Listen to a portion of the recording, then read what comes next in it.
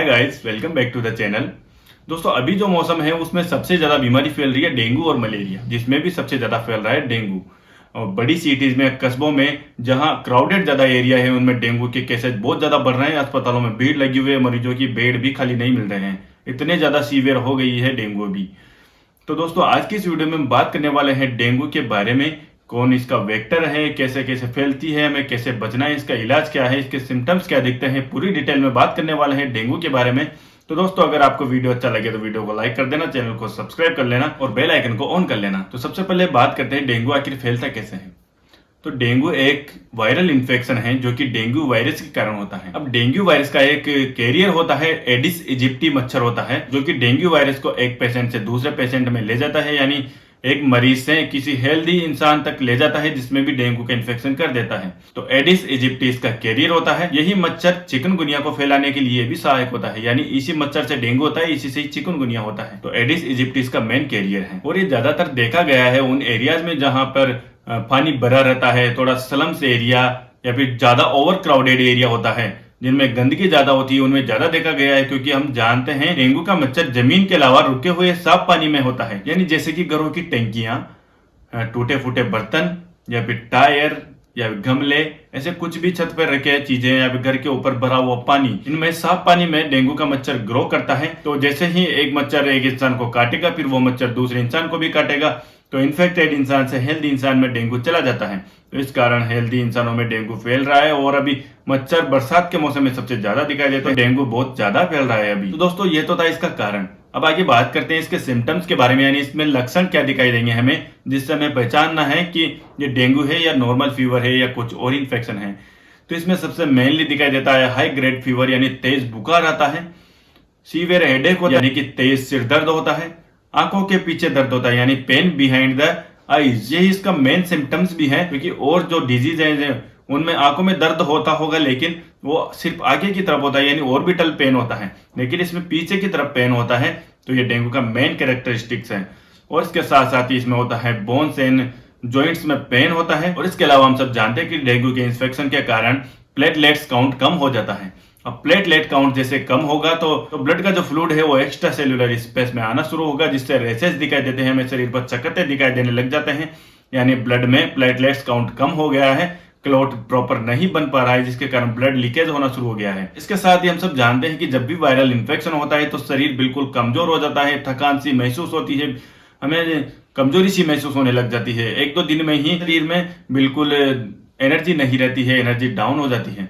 और इसके अलावा इसमें ब्लीडिंग के चांसेस ज्यादा रहते हैं, क्योंकि प्लेटलेट कम है तो क्लॉट बनेगा नहीं, इसलिए ब्लीडिंग ज्यादा होने लग जाती है। और इसके अलावा इसमें माइल्ड टू सीवियर, यानी हल्के फुल्के से लेकर गंभीर तक का डिहाइड्रेशन देखने को मिल सकता है, यानी पानी की कमी भी हो सकती है।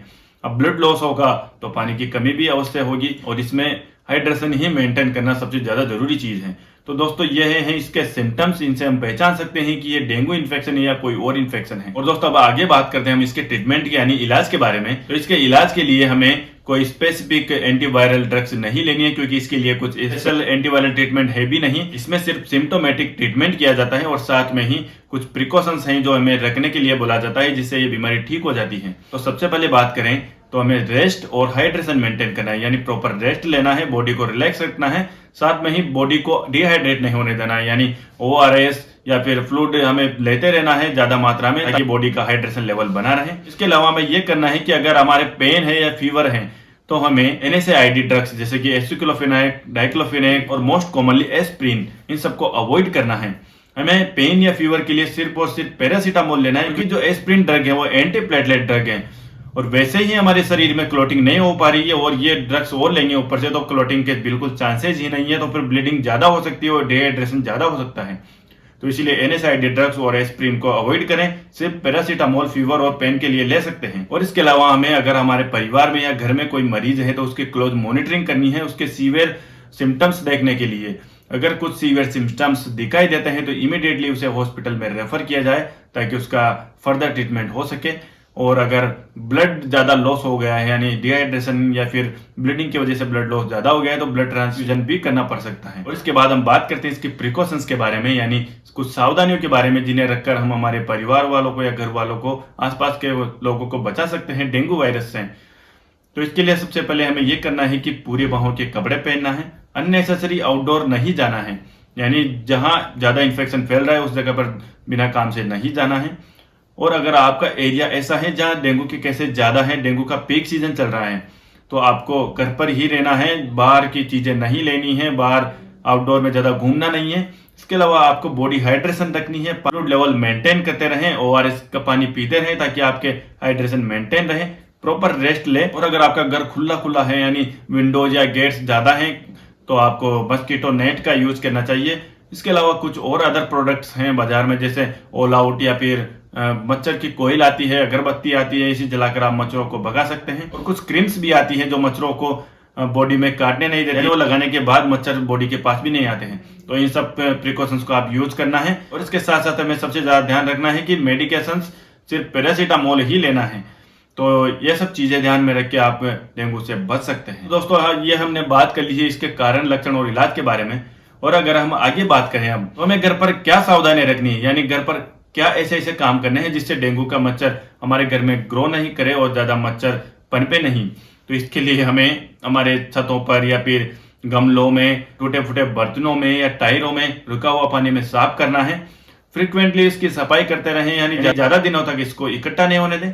पानी की टंकियों को टाइम टाइम से साफ करते रहें, यानी कि वीक में एक बार, या फिर अगर ज्यादा इन्फेक्शन फैल रहा है तो 3-4 दिन में एक बार कर सकते हैं। यानी साफ सफाई का ध्यान रखना है, अननेसेसरी आउटडोर पर नहीं घूमना है। जहां पीक सीजन चल रहा है वहां अस्पतालों में इतने ज्यादा केसेस हो गए हैं अभी कि ट्रीटमेंट के लिए उनको जगह ही नहीं मिल रही है। तो इसलिए आपको होम ट्रीटमेंट पर भी ध्यान देना है, यानी कि maintain hydration, fluid level proper रखना है बॉडी में, रेस्ट प्रॉपर करना है, मच्छरदानी का यूज करना है और मच्छरों को रोकने वाले कुछ प्रिवेंशन यूज करने हैं। हाथ में पूरी बाहों के कपड़े पहनने हैं, मेडिकेशन के रूप में सिर्फ पैरासीटामोल लेनी है।